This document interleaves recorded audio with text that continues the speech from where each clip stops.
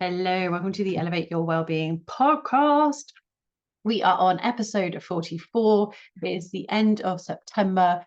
We are going into a 90-day review, 90-day plan, and the importance of setting goals. Now, if you don't like the idea of setting goals, then you are very welcome to switch off, but you will be missing out because goals are important. And in this episode, I am going to dive into why. So whilst I have a quick scroll through with previous episodes that I would love you to go back and listen to, because I'm not going to give you any prompts today for a 90-day review or a 90-day plan.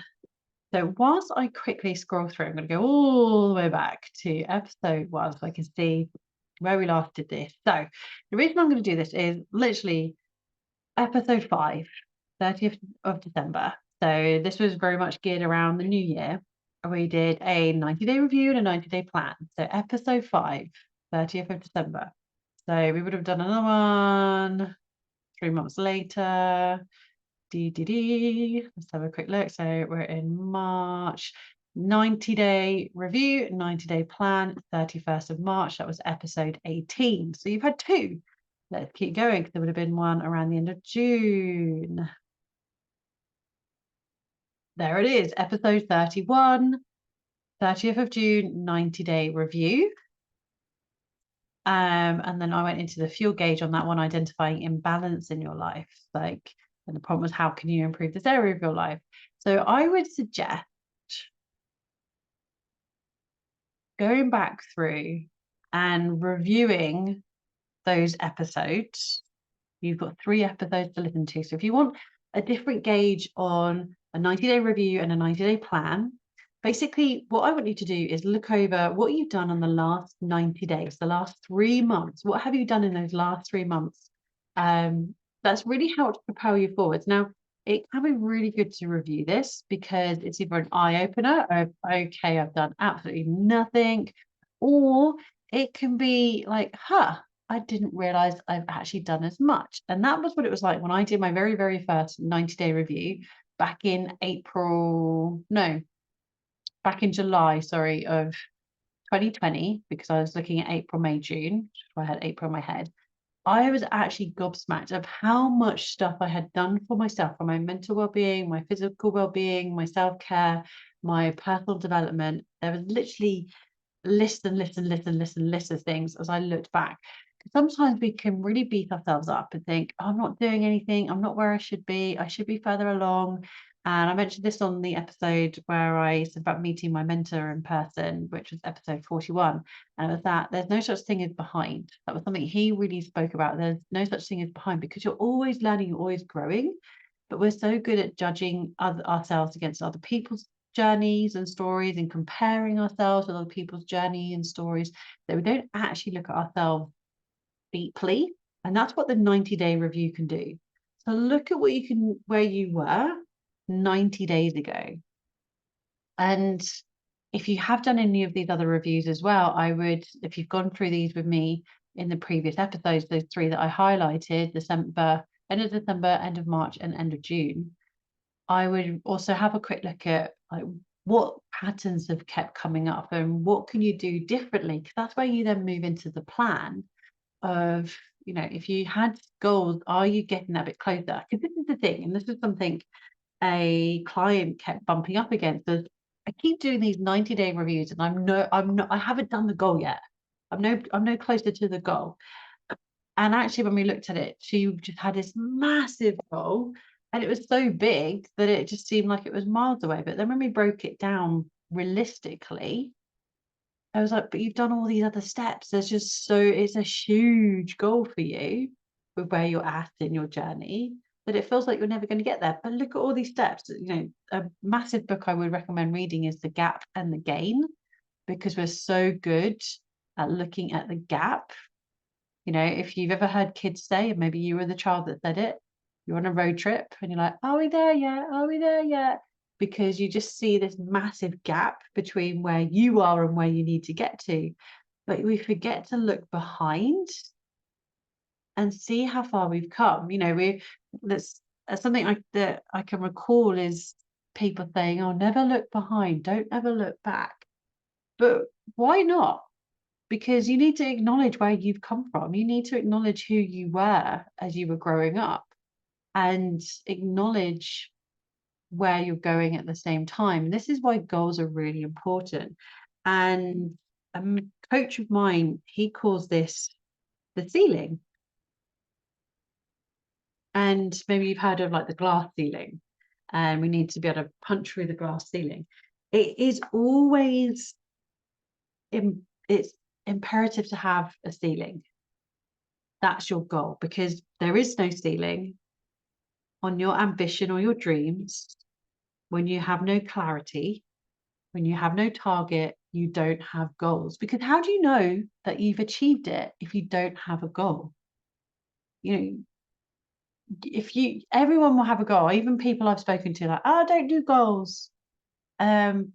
But they're like, but I want to sell out my launch. I want to launch my program, and I want to sell out, and I want to either work with X amount of people, and I want to help them do this. And then I want to help my family by doing this because it means I'll be earning that. That's your goal. That's your clarity. And it doesn't matter if you don't hit it this time, because then you keep repeating the progress. You keep repeating the process. So then you can review the progress and see where you need to move, pivot, change, tweak, adjust, so you get closer to the goal. That's why we do the review, so we can adjust the plan. And this is the important thing with having the goals. If you're burning out, you keep working, you keep going. You might be a striver, you're ambitious, but if you have no target, you have no cap, or you have no boundaries, there's nothing to stop you from constantly striving. You're just like, I need better, I need the next thing, I need better, I need to do better, I need to improve. But you're not actually having the clarity on what the better is, or you're not stopping to smell the flowers. Like, have the pit stop, have the pause, pull over in the car and be like, I'm going to have a look at the scenery, because I'm at this point in my journey where I'm just going to sit and relax and enjoy it. It's you can always strive for more, but it's also important to pause and rest and take it all in. Otherwise, you're just going to get to the end of your life and be like, I feel like crap because I've just burnt out. And this is what helps you have that holistic health, like work-life balance. How much is too much? What's your limit? What's my enough? So it's knowing your ceiling, knowing your numbers. And maybe you're someone that's like, I don't feel burnt out, I enjoy what I do, I love what I do, and I'm just happy to keep going to the next mile and the next mile and the next mile. I don't need to set targets, I don't need to set goals. But ask yourself this: does life feel fun? Does your life feel fun? And if you've answered yes, amazing. If you've answered no, and because you're constantly working, you're constantly going, you're constantly striving, you're going for the next thing, but you're not allowing yourself to be present and enjoying life right now. So this comes into what I was chatting about last week, about taking that wellness beyond the yoga mat, about being present and relaxed and enjoying life. It's knowing what that goal is. Who do you want to be? And that's one of the main things we go into in the Vibrant Wellbeing method, is really getting deep on your goals. Who do you want to be? How do you want to feel? What do you want life to feel like for you? And then for those around you. Because if you're always working and you're not really being present with your partner, or you're not being really present with your children, or you're not even really being present with your co-workers, that can't be a nice experience for them either. So how can you work on those goals and set those boundaries and have a healthy work ethic without pushing yourself to burnout? how many hours are you working? 40, 50, 60, 70, 80 hours. Now you might be in a bit of a hustle moment, like if you're working on your business. Perfect. Or I put up a poll in my stories a little while ago, maybe a week or so ago, as I'm recording this. And I was asking, it's the summer holidays. How are you feeling? Have you completely neglected your well-being? And so everyone literally said yes. It was 100% yes. I gave that. Or do you do it just to tick it off the list? And everyone who responded was like, no, it's just been completely neglected. And then I messaged everyone saying, thank you so much for responding. Thank you so much for for voting, and just kind of was asking some questions to dive into it a little bit deeper. And then someone was like, well, and I sort of said, what would help you to do it so you don't neglect it? And then one person responded saying, I'd like some time away from my baby. And I'm like, okay, how old's your baby? She's like, I think 5 months. And that's a completely different thing. When you've got something going on where you're caring for someone else and they're that young, it is challenging. But a lot of the time we then don't change it as they get older. We don't realize that we then have to be the role models. I mentioned this a few weeks ago. We get to be the role models. We get to be the lighthouse for showing the power of having goals, the power of having that work ethic, the power of having a balanced work life, and the power of looking after ourselves, and the power of being really present, because that's what it's all about, of having more time with your loved ones, having more time for fun, having more time to enjoy your health. It's how many times can you say yes to doing things like going on holiday, to working out, to spending time with family? Because if you're saying no to those things, then you have a struggle with not having a ceiling. And the ceiling is there so you can have a life too. So if that's something that you struggle with, then coaching really, really can help you, because it can give you that support for someone to look at how you're reacting, responding to life right now, and then help you shift that perspective, help you come back to yourself and actually enjoy life now, and get your spark back and realize there's more to life than always working, always hustling, always striving to be the best, if it means it's not actually fun. So if what you're doing right now is fun and you're feeling, well, I would imagine that you have goals if you have those boundaries in place.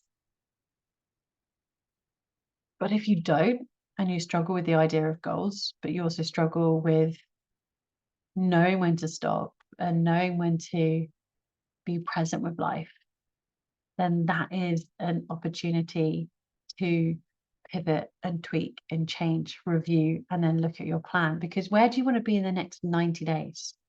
Because if you started coaching now, like my signature program is 90 days, where could you be in 3 months' time? You could be, so many people I would know when we get to June and we start, a lot of the people I see, and it's like, oh, I could put that off to next year because we're so much closer to the new year.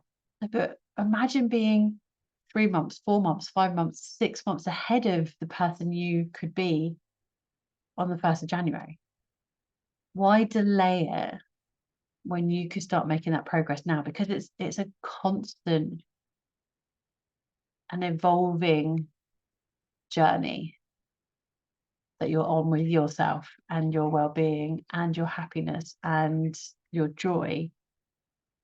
So who do you want to be in 3 months' time? How do you want to feel in 3 months' time? Do you want to get to the end of the year and look back and go, oh, I could have started that then, and then I'd already be here? And that's not a fun place to be, because I've been there so many times of like, oh, if only I did this more often, then I'd be so much further ahead. And I get that's part of the journey, that we have to learn that lesson. But if that's something you keep saying to yourself, now's the time to make that change. Now is the time to make that change. And this is something that you can really, really implement and have the support and have the accountability to help take you to that next level. So have a little look over the last 90 days, the last 3 months. And then if you kept doing what you've been doing the last 3 months, would you be further along in your health and your well-being and your happiness in that elevation in your career or your business, in your family life, with your relationships? Or would it be taking you further away? And is there a simple tweak or change or adjustment that you can do? Or do you need the support to help you? And if you need the support, then get in touch and go into the show notes. There's a link in the show notes where you can book a free discovery call, and you could get started as soon as tomorrow with the Vibrant Wellbeing Method and start going from fed up to fabulous, to taking your wellness beyond the yoga mat, to being really present and being the best person you can be, not just for yourself, but for those around you.